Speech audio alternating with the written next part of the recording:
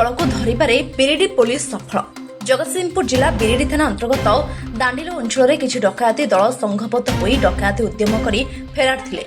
ବିରିଡି ଥାନା ଅଧିକାରୀଙ୍କ ଉଦ୍ୟମ ବଳରେ ଘଟଣାର ପର୍ଦ୍ଦାଫାଶ କରି ଅଭିଯୁକ୍ତମାନଙ୍କୁ ଧରିବାରେ ସକ୍ଷମ ହୋଇଛନ୍ତି।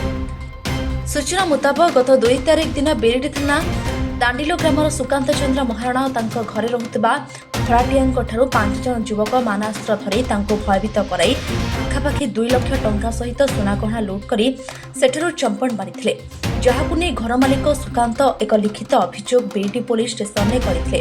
ପୋଲିସ ଉକ୍ତ ଘଟଣାକୁ ପାଥେୟ କରି କେସ୍ ଦାୟର କରିବା ସହିତ ଘଟଣାର ତଦନ୍ତ ଆରମ୍ଭ କରିଥିଲେ। ଏହି ଘଟଣାର ମୁଖ୍ୟ 3 ଅଭିଯୁକ୍ତ ହେଉଛନ୍ତି ବିରିଡି ଥାନା ବାଗଲପୁର ଅଞ୍ଚଳର ସୁଶାନ୍ତ ସାହୁ, ତ୍ରିନାଥ ପରିଡ଼ା ଓ ତିର୍ତ୍ତୋଲ ଥାନା ବାଲିପାଟଣା ଅଞ୍ଚଳର ରାହୁଲ ସ୍ୱାଇଁଙ୍କୁ ପୋଲିସ ଗିରଫ କରିବା ସହିତ ଅନ୍ୟ 2 ଅଭିଯୁକ୍ତଙ୍କୁ ପୋଲିସ ସନ୍ଧାନ କରୁଥିବା ନେଇ ସୂଚନା ମିଳିଛି। ବିରିଡି ପୋଲିସ ଉକ୍ତ ଘଟଣାର ଛାନଭିନ ତଦନ୍ତ କରି ଡକାୟତି ଉଦ୍ୟମରେ ବ୍ୟବହୃତ ହୋଇଥିବା 2ଟି ମୋଟରସାଇକେଲ ସହିତ 250 ଗ୍ରାମ ରୂପା ଓ 5 ଗ୍ରାମ ସୁନା ମଧ୍ୟ ଜବତ କରିଛନ୍ତି।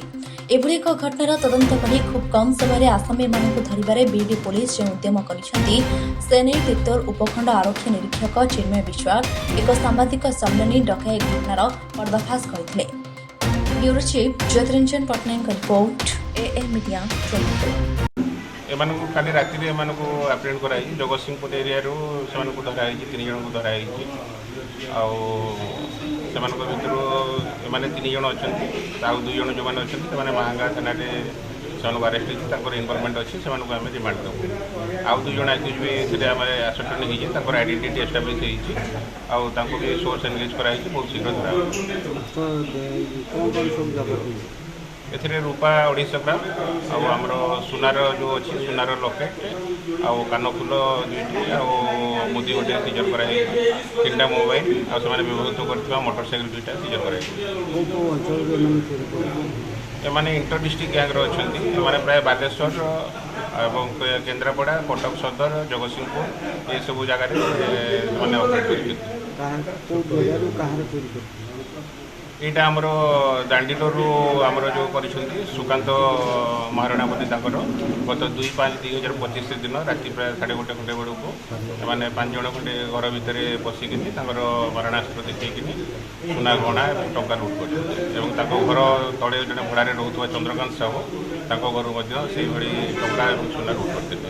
ସେ ବ୍ୟବହାର କରୁଥିବା କିଛି ଅସ୍ତ୍ରବସ୍ତ୍ର ସେମାନେ ବ୍ୟବହାର କରୁଥିବା ବନ୍ଧୁକଟି ଆମର ମାହାଙ୍ଗା ଥାନାରେ ଯେଉଁ ଅଛି 2 ଜଣ ଆପ୍ରେଣ୍ଡ ହେଇଛନ୍ତି, ତାଙ୍କ ପାଖରୁ ଗୋଟେ ଫାୟାର ଆର୍ମସଟେ ସିଜର କରାଯାଇଛି। ଆଉ ଅଲଗା ଏମାନେ ଯେଉଁ ବ୍ୟବହାର କରୁଥିବା ଫାୟାର ଆର୍ମ ସେଟା ଆମେ ଭେରିଫିକେସନ୍ କରୁଛୁ, ଆମର ସେଇ ଅନୁସାରେ ତାକୁ ସିଜର କରିଛୁ। ଆମେ ଯେଉଁ ସିଜର କରିଛୁ, ଯେଉଁମାନଙ୍କୁ ଆପ୍ରେଣ୍ଡ କରିଛୁ ସେମାନଙ୍କର ହେଲେ ସୁଜ୍ଞାନ ଭୋଇ, ତ୍ରିନାଥ ପରିଡ଼ା ଏବଂ ରାହୁଲ ସ୍ୱାଇଁ, ଏଇ 3 ଜଣଙ୍କୁ ଆମେ ଆରେଷ୍ଟ କରିଛୁ। ଆଉ 2 ଜଣ ଯେଉଁ ମାହାଙ୍ଗା ଥାନାର ଯେଉଁମାନେ ଅଛନ୍ତି ସେମାନେ ହେଲେ ଆମର ସୁକାନ୍ତ ସାହୁ ଏବଂ ଦୀପ୍ତିକାନ୍ତ ପୃଷ୍ଟି ବୋଲି 2 ଜଣ 86/2025 ନମ୍ବର କେସରେ ମାହାଙ୍ଗା ଥାନାରେ ସେମାନଙ୍କୁ ଆରେଷ୍ଟ କରାଯାଇଛି। ଏମାନେ ଆମର ଜଗତସିଂହପୁର ଏରିଆରୁ 3 ଜଣଙ୍କୁ ଧରାହେଇଛି। ଆମର ଆଗରୁ ତାଙ୍କ ନାଁରେ କିଛି ଅଭିଯୋଗ ରହିଛି କି ଚୋରି ଅଭିଯୋଗ? ମାନେ ଏମାନଙ୍କ ନାଁରେ ଏଇ ଆକ୍ୟୁଜଙ୍କ ନାଁରେ ଆଗରୁ କିଛି ଚୋରି ଅଭିଯୋଗ? ହଁ, ଏମାନେ ସମସ୍ତଙ୍କ ନାଁରେ ପ୍ରାୟ ଆଗରୁ କେସ୍ ତାଙ୍କର ଅଛି, ସମସ୍ତଙ୍କର ସିଏ ଅଛି।